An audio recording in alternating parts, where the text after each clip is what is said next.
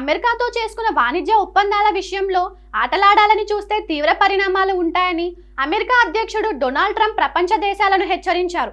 అలాంటి దేశాలపై ప్రస్తుతం అంగీకరించిన దానికంటే చాలా ఎక్కువ టారిఫ్లు, లైసెన్స్లు, ఫీజులు విధిస్తామని సోషల్ మీడియా వేదికగా స్పష్టం చేశారు. టారిఫ్ల విధింపుపై ట్రంప్కు ఉన్న విశేష అధికారాలను అమెరికా సుప్రీంకోర్టు కొట్టివేసిన కొద్ది రోజులకే ఆయన ఈ వ్యాఖ్యలు చేయడం గమనార్హం.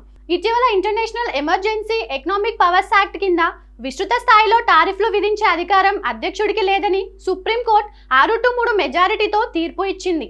పన్నులు విధించే అధికారం కేవలం కాంగ్రెస్కు మాత్రమే ఉంటుందని స్పష్టం చేసింది.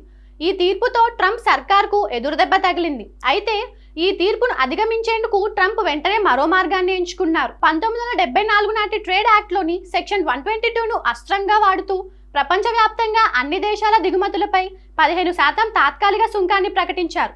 ఇది 150 రోజుల పాటు అమల్లో ఉంటుంది.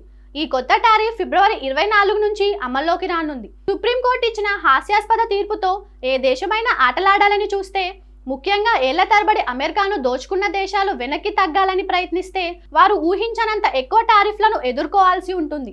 కొనుగోలుదారులు జాగ్రత్త అని ట్రంప్ తన పోస్ట్లో హెచ్చరించారు. ఈ పరిణామాల నేపథ్యంలో అమెరికాతో వాణిజ్య ఒప్పందంపై జరగాల్సిన ఓటింగ్ను యూరోపియన్ పార్లమెంట్ వాయిదా వేసింది. దీంతో అంతర్జాతీయ వాణిజ్యంపై మళ్లీ అనిశ్చితి నెలకొంది.